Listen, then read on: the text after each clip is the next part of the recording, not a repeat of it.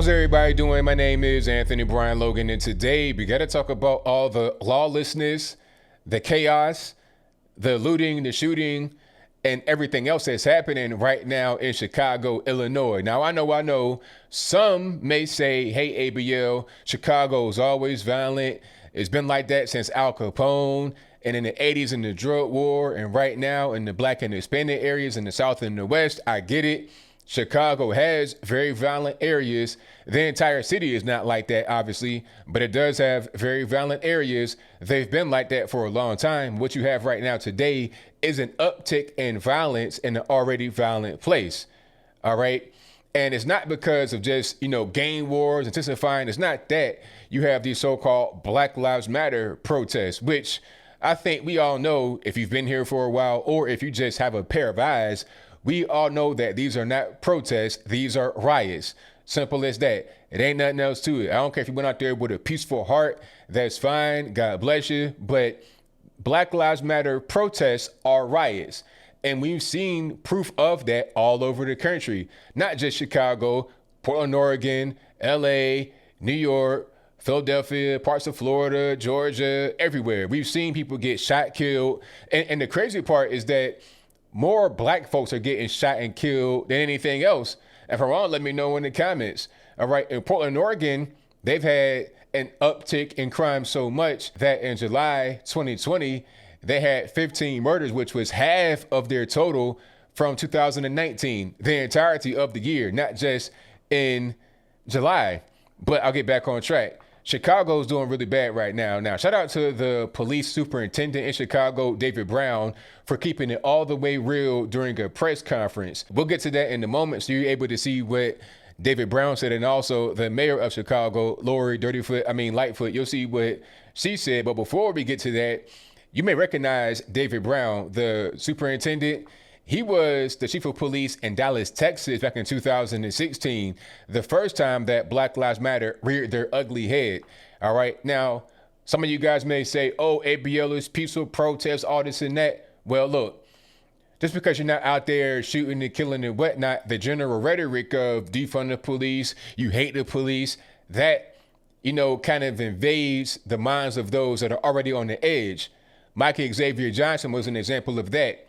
He shot and killed, I think, 4 or 5 Dallas police officers because of the rhetoric that he had been fed by Black Lives Matter. He said it right there during the time he was shooting them. He was like, I'm upset about Black Lives Matter and white people in police.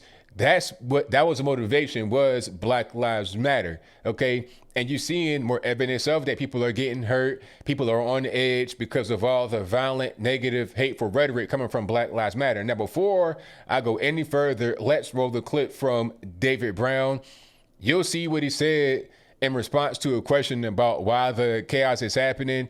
And you'll see what Lori Lightfoot said. After we get done with that, I'll talk about what he said a little bit more, and also Lori Lightfoot. Then I'll give you my 2 cents, my deep detail analysis, and then I'll wrap it on up with a nice bow on top. So without further ado, let's go ahead and roll it. These looters act as if there are no consequences to their behavior. And they based that on what happened previously, that we made a lot of arrests during May and June. And not many of those cases were prosecuted to the fullest extent. And I think that's my point and the mayor's point.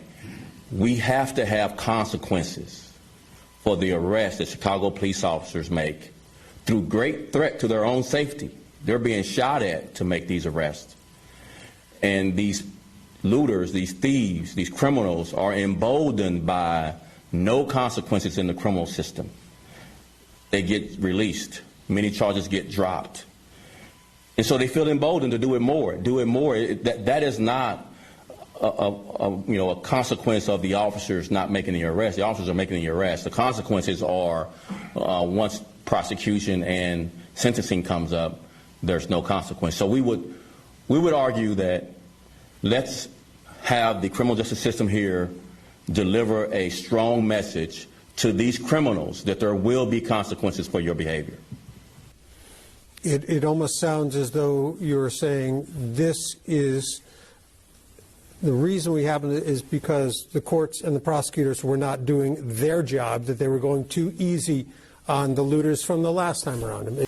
Don't take it from me. Just go by what's been done. I don't want to do your job for you, but just go by what's been done. There were no consequences for the people arrested. Craig, let's be clear. I mean, don't bait us, okay? This is do not bait us. Do not bait us. This is a serious situation. People are concerned about their safety. Officers are concerned about their safety. So don't bait us. What we're saying is, as a result of what happened last night, there have to be consequences.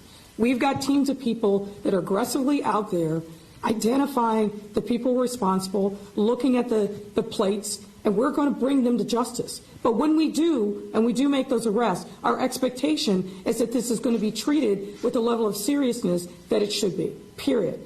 Don't try to bait us, mischaracterize, pit one against the other. We're not playing that.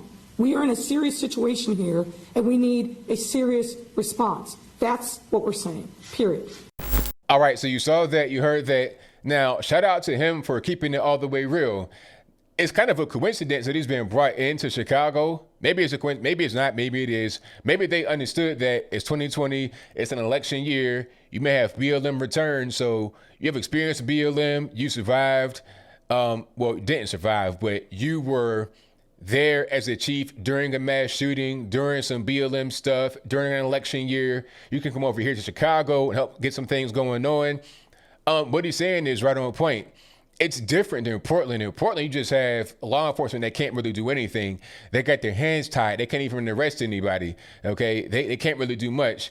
And I think, what was that, Minneapolis or Milwaukee, you can't even use pepper spray to disperse crowds. So he's saying a different thing in Chicago. They're able to arrest people.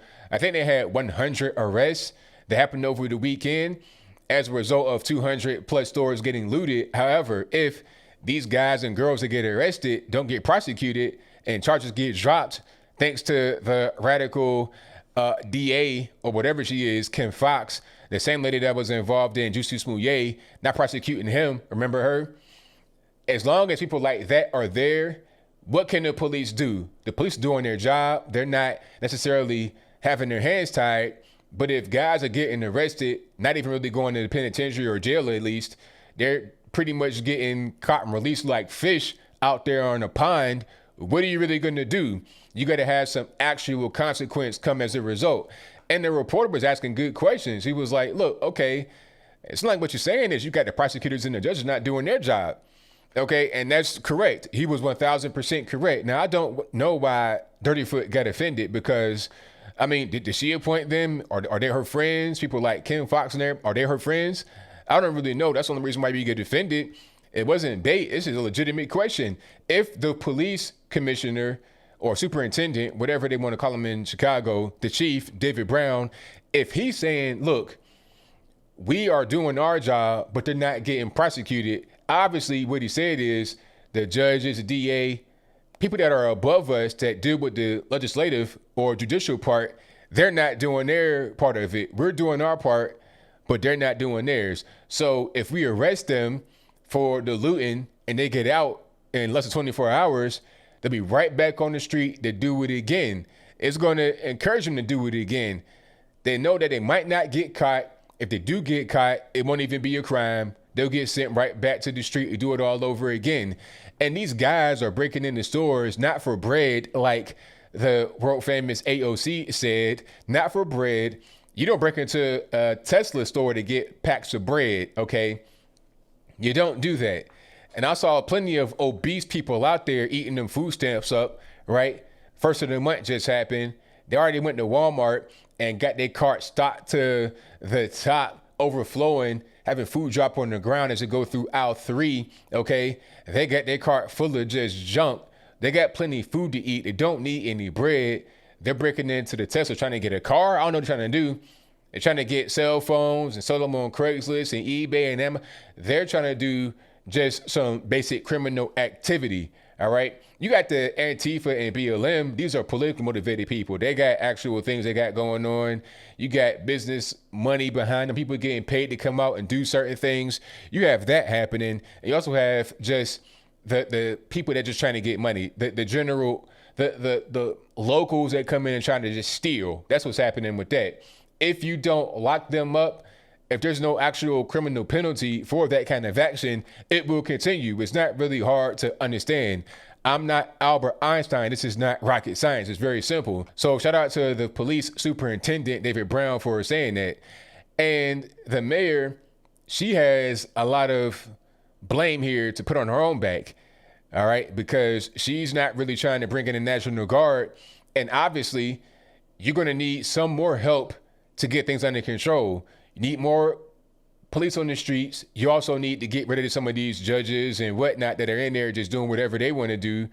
People like Kim Foxx, who can fire her? I'm not really sure. Is it the mayor? Is it the governor? Man, you got to get somebody on board because they're not doing their jobs at all. You got to get competent people in there that know what they're doing in order to have this whole thing go right.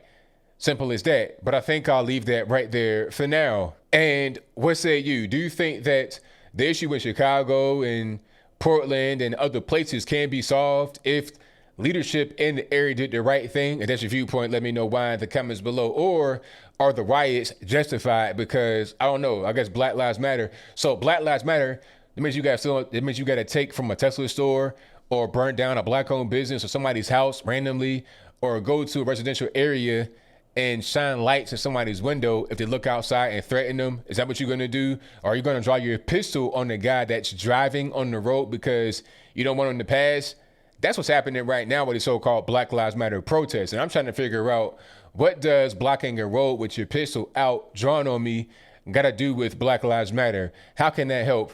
If Black Lives Matter protests have caused more black deaths, which they have, if they've caused more black deaths than happened before it, what are we really doing? What's the real objective here? I'm seeing more destruction happening to black people and to black areas and to black businesses and economy because of Black Lives Matter than I am seeing anything positive. That's just what I'm seeing from my point of view. I could be wrong, but whatever your thoughts are, please let me know in the comments below. And that's all I got to say for this video. If you like what you heard, please comment, rate, share, and subscribe. Peace.